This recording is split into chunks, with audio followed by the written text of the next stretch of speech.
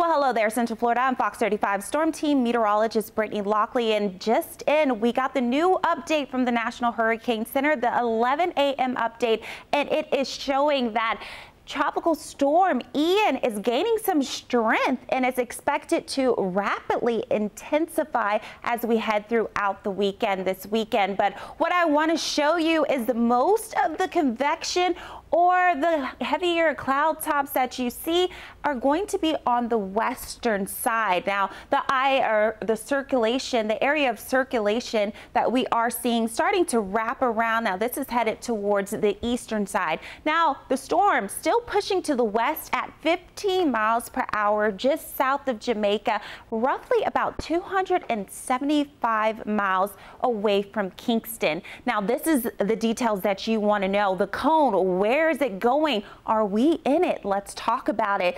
Down towards our south, headed towards Cuba. It's expected to strengthen to a Category 3 storm now. That's one of the details that changed between this forecast and the last forecast. Also, another thing that changed, it's a little bit further upwards towards the north. So right now, the center of the track is more far north than it was, now pushing Tampa Bay out of that area, the center area. But Central Florida still in the cone of uncertainty and even pushing further up towards Panama City and Apalachicola. Now notice that Miami and the Keys are now out of the cone. Max sustained winds still at 45 miles per hour. So this system is expected to keep strengthening, or shall I say this storm is expected to keep strengthening as we head throughout the weekend this weekend. Let's take a look at the future of Ian, or the future tracks. We have the GFS model, the Euro model. We have so many models, but these two are ones that we really rely on. Now, they're in agreement as we head towards the southwestern portions of Cuba, but notice that the Euro starts to take a more easterly track and the GFS stays over water. So as the GFS stays over water, it means it gains more strength, but notice that it tracks up towards the western side of the peninsula, while the Euro more further inland. So that means that we can get gustier winds with the Euro and then also heavier rainfall. Now both push up towards the north between Georgia and the Carolinas as we track towards Friday. Now here's a look at our exclusive Fox model. You're only going to see this right here on Fox 35. So let's walk you through it.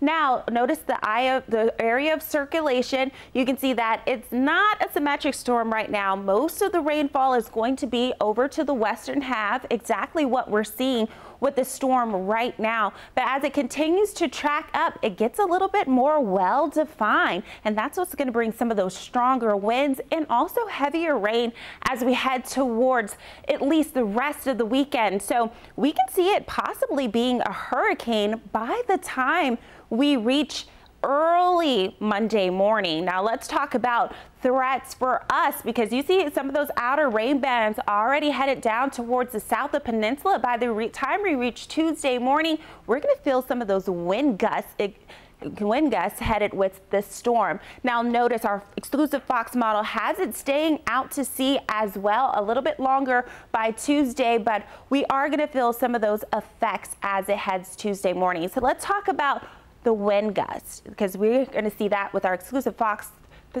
model as well. Now tracking over down towards, staying in the Caribbean Sea, headed pushing up towards portions of southwestern Cuba. Notice wind gusts are over 100 miles per hour. So this is going to be a strong hurricane as it continues to track up north towards the Gulf. So this is something that we're going to continue to watch. Also bringing some pretty heavy rainfall. Our Fox model showing by Tuesday with those outer bands that we can see over 2 inches of rain here in Central Florida. And of course, more rainfall will be to come as the storm inches closer and closer to the area. So by Thursday, we can see upwards of 12 inches of rainfall. Now, when we talk about tropical potential, we have lots of warm waters out there. So this whole area pushing into the Gulf, the Caribbean Sea pushing into the Gulf, 80-degree temperatures are mid 80s.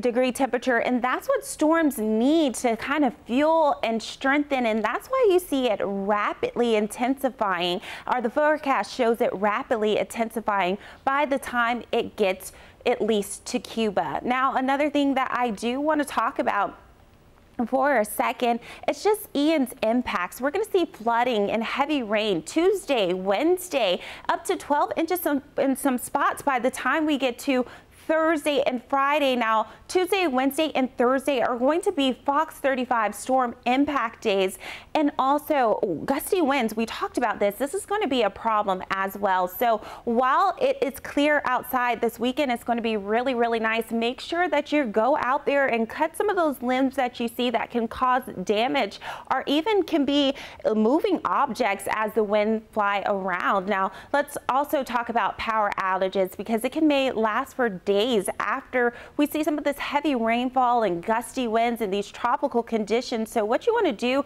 for this weekend, go ahead and make sure that you prep. 1 week of food is good enough, at least 7 days. In most cases, many restaurants will be closed, and also grocery stores. So you want to make sure that you at least have not only food and water, but the essentials. If you have prescription drugs, make sure you do that this weekend. Go ahead and fuel up before the lines get long. And then also, once again, check your yard. So also, we live in Florida, so a lot of you have pools, so go ahead and drain your pool so the level is not high enough where you can cause your own damage by flooding. So make sure that you plan for the wind and plan for the flooding as well. So once again, I'm Fox 35 Storm Team Meteorologist Brittany Lockley, and I want you to stay safe. You can always depend on us, the Fox 35 Storm Team, for the latest details.